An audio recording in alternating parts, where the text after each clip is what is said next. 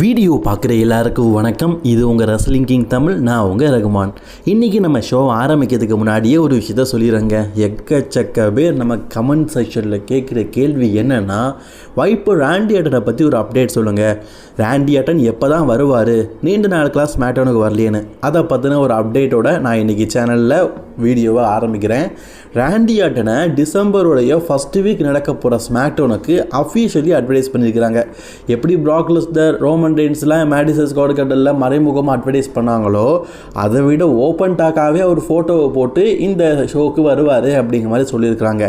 So ராண்டி ஆட்டனோட ரசிகர்கள் ராண்டி ஆட்டனை நீங்கள் எதிர்பார்க்குறீங்க அப்படின்னா வரப்போகிற டிசம்பர் ஃபஸ்ட்டு வீக் நடக்க போகிற ஸ்மாக்டவுன் டிசம்பர் 2 அன்னைக்கு நீங்கள் ராண்டி ஆட்டனை எதிர்பார்க்கலாம். சரிங்களா? சரி, இது மட்டும் இல்லாமல் இன்றைக்கி நம்ம ரோமன் ரெயின்ஸை பற்றி, பிராக் லெஸ்னரை பற்றி அண்ட் எக்கச்சக்க ரெஸ்லிங் அப்டேட்டை பற்றி வீடியோ பார்க்க போகிறோம். வீடியோ பார்க்கறதுக்கு முன்னாடி முதல்ல சேனலுக்கு வந்திருக்கவங்க சப்ஸ்கிரைப் பண்ணிக்கோங்க. பெல் ஐக்கானை கிளிக் பண்ண மூலிமா தினமும் போகிற ரெஸ்லிங் செய்திகளை தாய்மொழி தமிழில் தெரிஞ்சுக்கோங்க.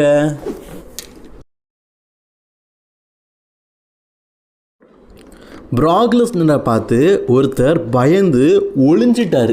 அதுவும் ஒரு ரெஸ்லர். உங்களுக்கு தெரியுமா? கேமராலலாம் மிஸ் ஆகிட்டாருங்க அந்த ஆள். வேறு யாருமே கிடையாது, குட்டி ரோமன் ரெயின்ஸ் தான். அதாவது பிராக் லெஸ்னர் வந்து நிற்கும் போது கோடி ரோட்ஸுக்கெல்லாம் மரணாடி, சிஎம் பங்குக்கெல்லாம் மரணாடி, ஈவன் ரோமன் ரெயின்ஸ் மட்டும்தான் எதிர்த்து நின்றார். அப்படிப்பட்ட சுச்சுவேஷனில் பிராக் லெஸ்னருடைய தீம் மியூசிக்கை கண்டு ஒரு மூலையில் பயந்து ஓடிட்டார். அது வேறு யாருமே இல்லை, நான் ஸ்டார்டிங்கில் சொன்ன குட்டி ரோமன் ரெயின்ஸ் செஞ்சு அழைக்கப்படும் ஜே ஊசோ. இந்த பேரை நான் வைக்கலைங்க, கோச்சிக்க கூடாது. இதை சிஎம் பாங்கே வச்சுருந்தார். நீ மிடில் ரோமன் ரெயின்ஸ், குட்டி ரோமன் ரெயின்ஸ்னு. ஸோ அந்த வகையில் சொல்கிறேன். அதாவது பிராக் லெஸ்னர் தீம் மியூசிக் கேட்ட உடனே பார்த்தீங்கன்னா தலைவனுக்கு கொஞ்சம் அல்லுள்ள வந்துருச்சு.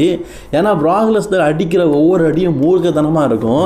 ஸோ அதனால் பிராக் லெஸ்னருடைய தீம் மியூசிக் கேட்ட உடனேயே எதுக்கு வம்பு, நம்ம பேசாமல் அடி வாங்கின மாதிரி ஒரு மூலையில் படுத்துகிறோன்னு சொல்லிட்டு இவர் பண்ண விஷயத்தை ஃபேன்ஸ் வந்து ரெக்கார்ட் பண்ணிட்டாங்க. பாருங்கள், பிராக் லெஸ்னரோட சத்தம் கேட்டுட்டா தலைவன் எப்படி மெதுவாக ஓடாரு பாருங்க.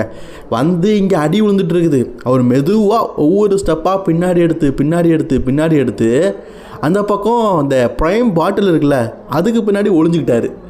தலைவனுக்கு பிராக் லெஸ்னரை கண்டு பயம் வந்துருச்சு. கண்டிப்பாக இருக்கும்ல, ஏன்னா அங்கே ஒவ்வொரு அடியும் இடி மாதிரி விழுந்துக்கிட்டு இருக்குது. தப்பி தவறி நம்ம போயிட்டோன்னா நமக்கு விழுந்துரும்ல.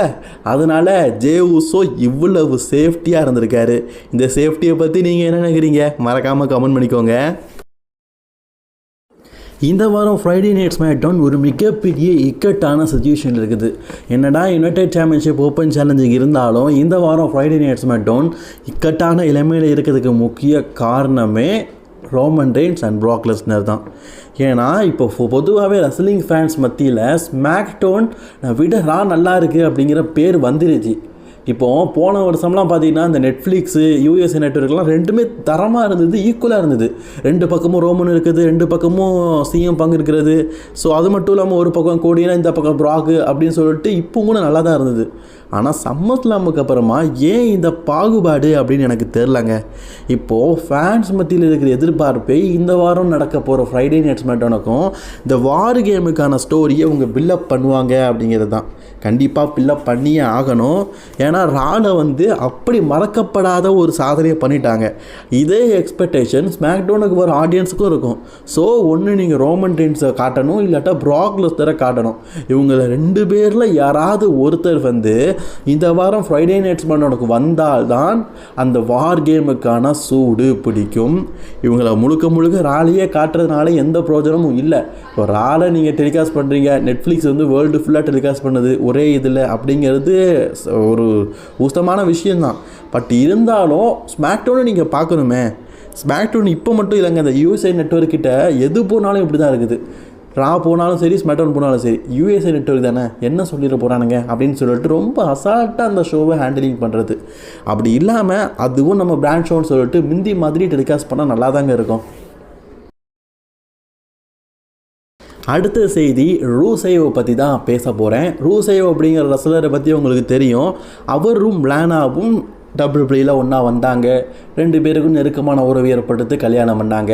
அதன் பின்னர் பார்த்தீங்கன்னா நமக்குள்ளே செட் ஆகுதுப்பா, நீ வேற நான் வேற, நீ காட்டு பூரா நான் வீட்டு பூரா அப்படின்னு சொல்லிட்டு 2 பேரும் பிரிஞ்சுட்டாங்க. ஆனால் அதுக்கப்புறம் தான் தெரிஞ்சிருக்கு நம்ம 2 பேரும் வீட்டு புறாவாக இருந்தேன்னா காட்டு புறாவாக இருந்தேன்னா 2 பேரும் புறா தானே, மிஸ் பண்ணி இருக்கிறாங்க. பழையபடி ஒன்று சேர்ந்துட்டாங்க.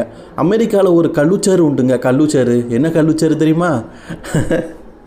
அதாவது கல்யாணம் பண்ணிக்குவாங்க, விருப்பம் இருந்தால் தான் பிள்ளைலாம் பார்த்துக்குவாங்க. அதுக்கு 5-6 வருஷம் கூட ஆகும். இது அமெரிக்காவுடைய கல்ச்சராக, என்னத்தை சொல்ல, கல்ச்சர்னு சொல்லக்கூடாது, கல்லுச்சர்னு தான் நம்ம சொல்லணும். ஏன்னா அப்படிப்பட்ட நிலைமை. ஸோ இவங்க 2 பேரும் கல்யாணம் ஆகி இப்போ திட்டத்து 10 வருஷத்துக்கு மேலே இருக்கும். ஸோ இப்போ தான் இவங்களுக்கு குழந்தை பெற்றுக்கணும் அப்படிங்கிற ஆர்வம் வந்துருக்குது. ஏன்னா சண்டை போட்டு மறுபடியும் சேர்ந்துருக்காங்களே, அதனால் இப்போ குழந்தைக்கு ட்ரை பண்ணியிருக்கிறாங்க. லேனா கர்ப்பமாக இருக்கிறாங்க, உண்டாயிருக்காங்க. ஸோ லேனாக்கு கூடிய சீக்கிரம் பார்த்திங்கன்னா ரூசை மாதிரியோ அல்லது லேனா மாதிரியோ அழகான குழந்தை பிறக்க போகுது. வாழ்த்துக்கள் வாழ்த்துக்கள். நம்ம ரஜினி ஸ்டைலில் சொல்லணும்னா வாழ்த்துக்கள் வாழ்த்துக்கள் அப்படி தான் சொல்ல முடியும். வேறு என்னத்தை சொல்ல.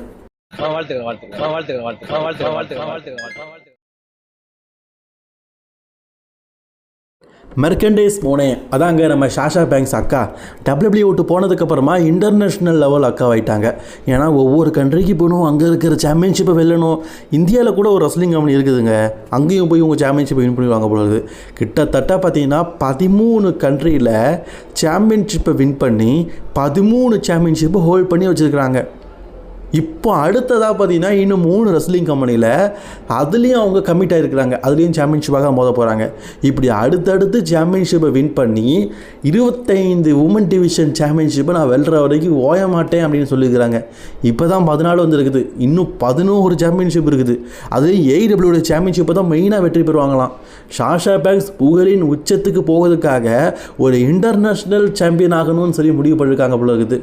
எப்படிங்க எல்லா கண்ட்ரிலையும் போய் சண்டை போடுறாங்க, எல்லா சாம்பியன்ஷிப் வச்சுருக்காங்க. இப்போ ஒன்றும் இல்லை, அவங்களுக்கு இன்ஜுரி அப்படின்னு ஒன்று ஆகிட்டுனா என்ன பண்ணுவாங்க. அதே மாதிரி சாஷா பேங்க்ஸ் வந்து சாம்பியன்ஷிப்பை வின் பண்ணதுக்கப்புறமா அந்த ரெஸ்லிங் கம்பெனிலலாம் போகிறதே இல்லை. ஏன்னா அங்கே சாம்பியன்ஷிப்பை வின் பண்ணுங்க, அப்புறம் கான்ட்ராக்ட் இருந்தால் பார்க்கலாம் அப்படின்னு சொல்லிட்டு அனுப்பிவிட்றாங்க. அவங்களும் சாம்பியன்ஷிப்போடு போயிடறாங்க. அப்படி தான் எல்லா சாம்பியன்ஷிப்பையும் வின் பண்ணிகிட்டு இருக்காங்க. சரி, சொல்கிறதுக்கு எதுவும் இல்லை. நான் WWE விட்டு வெளியே வந்தாலும் பெரிய லெவலில் இருக்கிறேன் அப்படிங்கிறத நிரூபிக்கிறதுக்காக இப்படி பண்ணிகிட்ருக்காங்களா, இல்லாட்டா உண்மையிலேயே கெரியர் மூவ்மெண்ட் பண்ணதுக்காக இப்படி பண்ணிகிட்ருக்காங்களான்னு எனக்கு தெரிலங்க. அடுத்த செய்தி ஜேக்கப் ஃபாட்டு அவரை பற்றி தான் நம்ம பார்க்க போகிறோம். இதுதான் லாஸ்ட் நியூஸ், இதுக்கப்புறம் நியூஸ் கிடையாது, சரிங்களா. நம்ம ஜேக்கப் ஃபாட்டுவோடைய இன்ஜுரி ரெக்கவர்டேஷன் அப்படிங்கிறது ரொம்பவே குயிக்காகவே முடிஞ்சிருச்சான். ஸோ ஜேக்கப் ஃபாட்டுவை அகெயின் பார்த்தீங்கன்னா ரிங் ஆக்ஷனுக்கு ரெடியாக இருக்கிறாங்களான்னு WWE. ஜேக்கப் ஃபாட்டு WWE கடைசியாக போகும்போது என்னை யாரோ அடிச்சுட்டா, பல்லெல்லாம் உடஞ்ச மாதிரி காட்டினாங்க. அந்த செய்தியை மட்டும் நான் மறக்க மாட்டேன். ஏன் தெரியுமா, அந்த பல்லு உடஞ்ச மாதிரி போஸ்டரை வச்சு தான் நான் வந்து ஸ்மாக்டவுன் ரிவ்யூ போட்டேன். இது வயலன்ஸி அப்படின்னு சொல்லிட்டு எனக்கு சேனலுக்கு இது போட்டானுங்க வார்னிங்கு. இன்னும் 2 வார்னிங் கிடச்சா சேனல் போயிடும். அது ஜனவரியோட முடியுது. என்னத்தை சொல்ல, ஒன்றும் சொல்கிறதுக்கு இல்லை. நிறைய பேர் வந்து ஜேக்கப் ஃபாட்டுவோட ரிட்டர்ன் எதிர்பார்க்குறீங்க. அவருக்கு இன்ஜுரி ரெக்கவரி எல்லாம் சரியாயிட்டதுனால கூடிய சீக்கிரம் ரிட்டர்ன் ஆவார். அது மாதிரி சில பேர் வந்து ப்ரோ 50,000 சப்ஸ்கிரைபர்ஸ் பெற்றுட்டீங்க, ஒரு வாழ்த்துக்கள் சொல்லலை, எதுவுமே சொல்லலை அப்படின்லாம் நீங்கள் கேட்குறீங்க. ஏங்க நான் 1,83,000 சப்ஸ்கிரைபர்ஸ் வச்சுருந்தேன். இப்போ இல்லை, 2022 ரெஸ்லிங் கிங் சேனல். அது போதாத காலம் நம்ம சேனலை வந்து பேன் பண்ணிட்டாங்க. இப்போவும் அது ரிமூவ் அப்படிங்கிற ஸ்டேஜில் தான் இருக்குது. அதுதான் original wrestling king Tamil. So அதுக்கப்புறம் தான் ரெஸ்லிங் கிங் ஓஜியில் ஆரம்பித்தேன். அது இப்போ இருந்திருந்தால் கண்டிப்பாக நம்மக்கிட்ட ஒரு 4 லட்சம் சப்ஸ்கிரைபர்ஸாச்சும் இருந்திருக்கும். ஏன் ரெஸ்லிங் கிங் கொஞ்சம் பாப்புலர் ஆகி 1 மில்லியன் கூட அடிச்சிருப்போம். அதெல்லாம் இல்லாமல் போயிடுச்சு. ஸோ அதனால் எனக்கு இதெல்லாம் வருத்தம் தாங்க. எப்போ நான் பழைய அந்த 183 அதாவது 1,83,000 சப்ஸ்கிரைபர்ஸை கிடக்கிறோன்னா அப்போ தான் சந்தோஷம். வருத்தம் இருக்க தானே செய்யுங்க. ஏன்னா 2 லட்சத்தை தாண்டி நான் இப்போ போகிற சிச்சுவேஷனில் இருந்தேன். எல்லாம் போயிடுச்சு அந்த டைமில். அதனால் இதெல்லாம் எனக்கு செலிப்ரேட் இல்லை, சரிங்களா. நிறைய பேர் இப்போ தான் ரெஸ்லிங் கிங்கை பார்ப்பீங்க. நான் அப்புறத்துலேருந்தே இருக்கேன், 2000 இருக்கேன், சரிங்களா. சரி, ஓகே ஃப்ரெண்ட்ஸ், அடுத்த வீடியோவில் சந்திக்கலாம்.